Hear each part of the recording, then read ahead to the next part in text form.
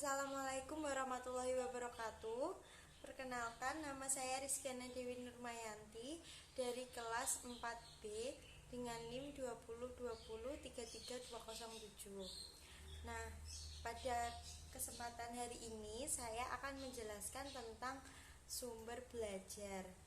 Nah, saya akan menjelaskan tentang pengertian sumber belajar.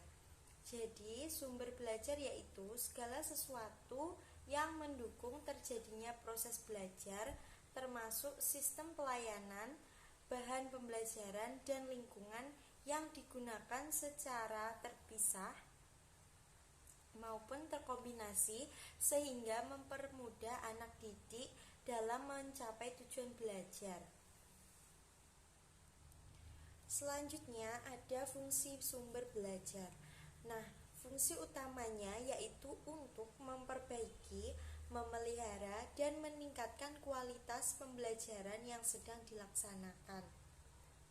Selain itu, fungsi sumber belajar diantaranya yaitu 1. Meningkatkan produktivitas pembelajaran. 2. Lebih memantapkan pembelajaran. Yang ketiga, memberikan kemungkinan dan pembelajaran yang sifatnya lebih individual. Kemudian ada memberikan dasar yang lebih ilmiah terhadap pembelajaran, memungkinkan belajar secara seketika, dan yang terakhir adalah memungkinkan penyajian pembelajaran yang lebih luas. Selanjutnya adalah kegunaan sumber belajar. Nah, kegunaan dari sumber belajar yakni yang pertama adalah dapat meningkatkan intensitas minat dan perhatian para siswa terhadap materi pembelajaran yang disajikan. Yang kedua, dapat memelihara suasana belajar yang solid, kreatif, dinamis, dan menyenangkan. Kemudian, dapat membuka peluang bagi para siswa untuk lebih leluasa dalam memperdalam, menganalisa, dan mencari makna dari materi pembelajaran yang mereka pelajari. Yang terakhir, dapat mendorong para siswa untuk melakukan terobosan akademis melalui pendekatan berpikir inovatif. Nah, selanjutnya saya akan menjelaskan tentang apa itu persamaan sumber belajar, sumber daya pembelajaran, dan media pembelajaran. Dari ketiganya yaitu sama-sama digunakan untuk proses pembelajaran, sama-sama untuk meningkatkan hasil pembelajaran, dan sama-sama merupakan sarana dan fasilitas yang dapat dimanfaatkan untuk pembelajaran. Kemudian ada juga perbedaan sumber belajar, sumber daya pembelajaran, dan media pembelajaran. Yang pertama, sumber belajar. Sumber belajar merupakan segala sesuatu yang berhubungan dengan proses pembelajaran guna untuk memperlancar proses belajar yang menciptakan kondisi belajar agar menjadi optimal untuk meningkatkan efektivitas dan efisiensi proses pembelajaran. Contohnya adalah guru yang menyampaikan materi pembelajaran. Segala sesuatu dapat dijadikan sumber belajar. Kemudian, sumber daya pembelajaran. Sumber daya pembelajaran merupakan berbagai usaha yang dilakukan untuk dapat meningkatkan hasil dari proses pembelajaran. Contohnya, mengoptimalkan kinerja guru dengan mengadakan pelatihan atau penataran kepada guru. Kemudian yang terakhir adalah media pembelajaran.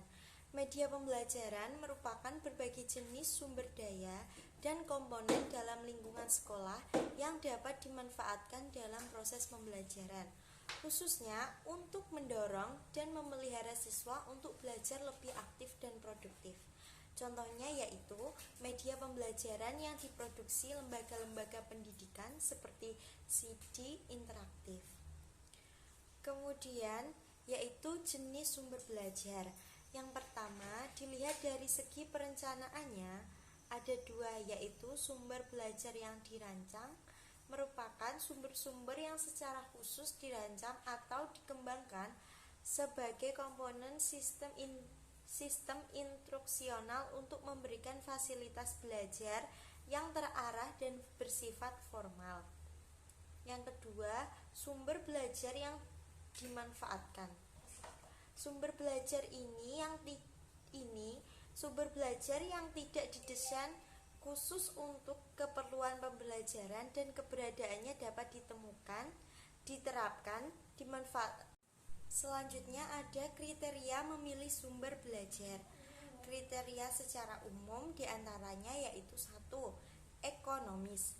Dalam pengertian murah, tidak terpatok pada harga yang selalu rendah, tapi dapat juga pemanfaatannya dalam jangka yang panjang. Kedua, praktis dan sederhana. Tidak memerlukan pelayanan sampingan yang sulit dan langka. Yang ketiga, mudah diperoleh, dekat, tersedia di mana-mana, dan tidak perlu diadakan dan dibeli. Selanjutnya, fleksibel. Dapat dimanfaatkan untuk berbagai tujuan instruksional dan tidak dipengaruhi oleh faktor luar. Yang terakhir adalah komponen-komponennya selalu dengan tujuan. Hal ini untuk menghindari hal-hal yang ada di luar kemampuan guru. Kemudian kriteria berdasarkan tujuan, diantaranya yang pertama yaitu memotivasi, bertujuan membangkitkan minat, mendorong partisipasi dan merangsang pertanyaan-pertanyaan, memperjelas masalah dan sebagainya. Kedua, pengajaran, untuk mendukung kegiatan belajar mengajar. Yang ketiga, penelitian, merupakan bentuk yang dapat diobservasi, dianalisis, dicatat, dan diteliti. Selanjutnya, untuk memecahkan masalah. Dan yang terakhir adalah presentasi, ditekankan sumber sebagai alat, metode, atau strategi penyampaian pesan. Selanjutnya ada strategi merancang sumber belajar. Yang pertama yaitu mengidentifikasi karakteristik sumber belajar yang akan digunakan. Yang kedua, sumber belajar yang digunakan disesuaikan dengan tujuan pembelajaran. Yang ketiga, sumber belajar yang digunakan disesuaikan dengan kemampuan guru.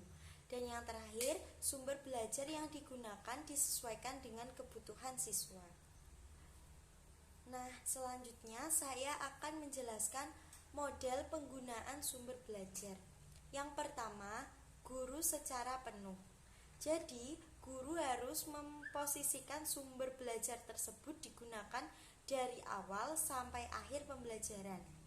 Posisi guru hanya sebagai fasilitator dalam pembelajaran.